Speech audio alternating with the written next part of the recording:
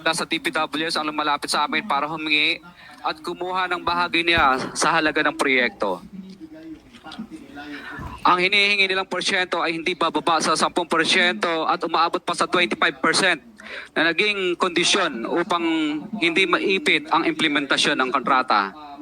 Ito ay binibigay namin sa kanila ng cash. Ang bawat transaksyon ay may karampatang voucher at ledger na nagsasaad ng mga araw at kung kailan nila ito natanggap.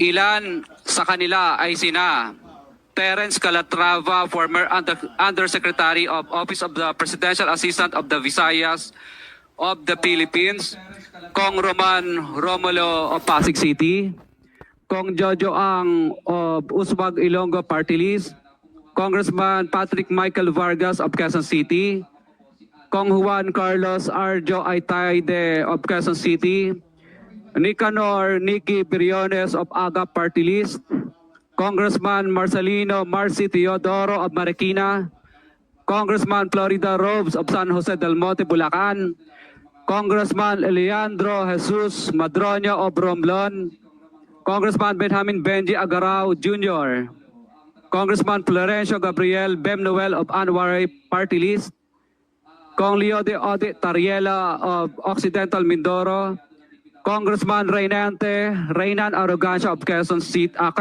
Province, Kong Marvin Rillo of Quezon City, Kong Teodoro Haresco of Aklan, Kong Antonieta Yudela of Zamboanga Sibugay, Kong Dean Asisio of Caloocan, Kong Marivico Pilar of Quezon City. 21. Mayroon ding mga kinatawa ng ilang politiko na nakikipagtagpo sa amin upang manghingi ng porsyento kapalit ng mga porsyento ng mga proyekto. Ang mga porsyentong ito ay 25% ay ipinipilit sa amin bilang karaniwang kalakaran na wala akong kakainang tanggihan. Ilan sa kanila ay sina Regional Director Eduardo Virgilio of DPWS Region 5, Director Ramon Ariola III of Unified Management UPMO, District Engineer Henry Alcantara, DPWS Bulacan First, Undersecretary Robert Bernardo, District Engineer Aristotle Ramos of DPWS Metro First, Pasig City, District Engineer Manny Bulusan of DPWS North, Manila Deo. Thanks again for sending me the money so I can buy this slow cooker. Remitly made it easy to send money to your account. Manila Deo, District Engineer Edgardo C. Pingol of DPWS Bulacan Subdeo, District Engineer Michael Rosaria of DPWS Quezon Second Deo. Karamihan sa mga kawani ng DPWS na nabanggit sa itaas ay paulit-ulit na binabanggit ang delivery ng pera ay para sa kaisaldi ko na dapat at least 25%. Si Kong Marvin Rillo naman ay ilang beses na binabanggit ang pangalan ni Speaker Martin Romualdez bilang kanyang malapit na kaibigan. 25. Sa tuwing umiinom kami sa Wine Story, sa BGC at sa Shangri-La Mall, sinasabi pa ni Kong Rillo na lahat ng kanyang request para sa pondo ay galing pa mismo sa unprogrammed funds at insertion na inaaprubahan ni Speaker. Ang tao ni Marvin Rillo na si Bogs Magalong ang pumupunta sa amin para kunin ang pera sa aming opisina o sa Wine Story. Si Kong Jojo Ang naman, lagi ring binabanggit sa lahat ng project sa kanya ay papondo ni Speaker at ni Saldico. Mataas ang hinihingi sa project, dagdag pa niya, hindi naman lahat ng pera ay para sa kanya, kundi para kay Speaker at kay Saldico. Sa lungsod ng Pasig naman, lumapit sa akin ang DPWS Project Engineer na si Angelita Garucha para kolektahin ang parte ni Kong Roman Romulo sa flood control projects noong 2022. 28, number 28. Pagdating ng 2025, si District Engineer Aristotle Ramos ang sumunod na nagpakilala na bagman ni Kong Roman Romulo kung saan 30% ang kanyang hiningi ay para kay Kong Roman Romulo. Sinabihan ko kay D.E. Ramos na masyado namang mataas, ngunit sinabi niya na walang magagawa dito dahil pondo ito galing sa unprogrammed funds at insertion galing sa taas. Sa ilang pagkakataon, ang mga politiko na personal na inabutan ng halaga ayon sa hiningin nilang porsyento mula sa proyekto. Ang pagbabayad na ito ay hindi naman kagustuhan kundi isang hakbang na ginawa namin dahil sa matinding panggigipit.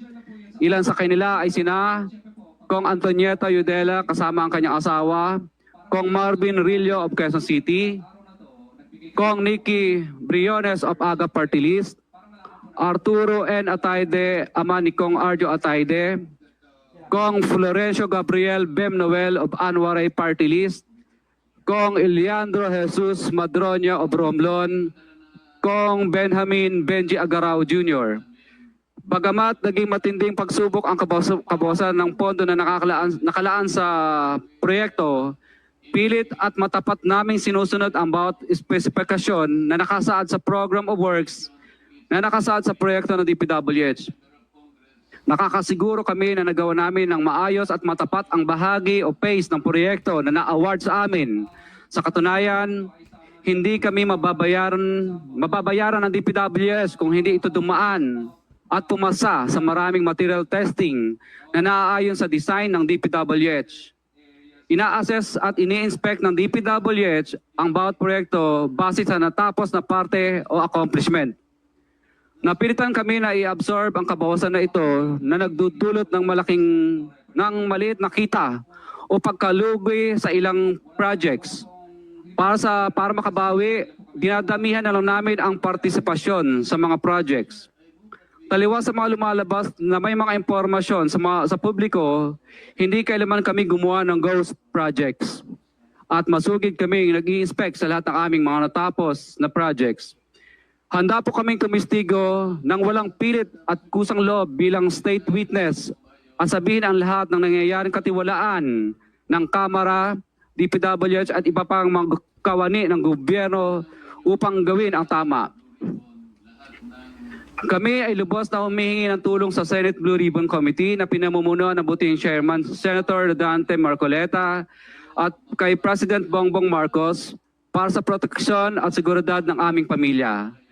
Ang salaysay na ito ay kusang loob namin ginawa at walang sino mang pumilit na gawin ito. Sa katotohanan ng lahat ay nilagdaan namin ang salaysay na ito ng kusang loob at walang pumipilit. Sign, Pacifico of Vizcaya, nagsasalaysay. Notaryado po. For the record, this one statement was notarized by a certain attorney Reynaldo F. Segubiense, PTR number 246726, January 4, 2024.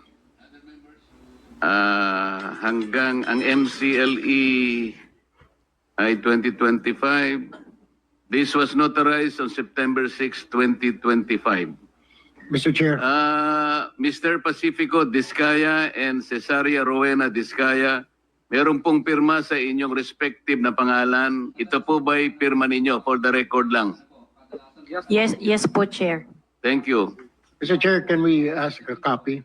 Every member of this committee. Yes, we will do that. Pase-xerox po natin ito para lahat po ng miyembro ay bigyan na kita ng kopya kagad. At saka meron akong mga ilang pa rito si Senator Jinggoy, Senator Rapi, isa na lang ang natira kaya pase-xerox natin ito. Bigay mo na lang sa kuya mo. Kuya mo naman si Senator Rapi. So, mag-share na muna kayo. So, sino po ang gustong magtanong habang base po dito sa sinumpang salaysay na ito, sino po yung gustong magtanong sa kanilang dalawa? Mr. Chair. Senator Erwin. Una ko pong tagatanungan dito po kay Ginoong Pacifico Discaya. Nabanggit niyo itong mga pangalan po ng mga congressman. Sila po ba mismo? Mukhang dalawa lang po ibinanggit niyo na personal ninyong inabot yung pera. Itong mga napakadaming pangalan na binabot ninyo, paano po ibinibigay yung parte nila, yung komisyon na sinasabi niyo 25%, 30%? Sino po? May tao po ba? May bagman po ba? Kadalasan po, ako po ang nagbibigay o minsan po may inuutusan po ako, nagtatawagan lang po kami para sa hinihingi. Maaari mo po bang ibigay sa amin sa komiting ito ang pangalan ng mga pinag-aabutan ho niyo yung pera kung hindi mismo yung mambabatas ang inaabutan ninyo? Maaari po ba or litrato man lang parang malaman ho natin kung sino pong inaabutan po ninyo ng pera? Kay Terence Calatrava po, nag-usap po kami nito sa kanyang kondo po sa Makati. Tapos ang inuutusan na lang po niya na kumuha po ay si Dayan Tan. At saka yung kasama pa po si Andrew po ang pangalan. May mga contacts number po ako. Sila po ang tagakuha sa office. Pero iba-iba po ito. iba-iba po itong mga bawat congressman, iba-iba po yung kumukuha. Tama po ba? Opo, makadalasan po parang mga COS nila or mga pinagkakatiwalaan nilang tagakuha lang po. Opo. For example po, si Kong Roman Romulo naman po. Kadalasan po si Kong Roman Romulo, ang tagakuha po niya si tagakuha niya si Ma'am Engineer Angelita Garucha, empleyado ng DPWH yun. Tapos pinalitan naman po yun ni DE Aristotel noong 2025. District Engineer po siya ng DPWH First Metro. Pare-pareho po ba, Mr. Chair, yung komisyon, whatever you wanna call it, kickback, ang hinihingi po or magkakaiba? Ibang isang mambabatas ganito ang presyo or halos standard po ang hinihingi nila at magkano po ba yan? Isa lang po ang pattern. Basta insertion or ang program po, 25% po lagi. Insertion or ang program, 25% po yun. Opo. Para po kanino raw? Para po daw po lagi ko narinig ang salita nila kay Saldico at saka kay Speaker po, ang narinig kong salita. Alright, Mr. Chair, I have no further questions. Mr. Chair? Senator Jinggoy. Mr. Chair. Mr. Curtis,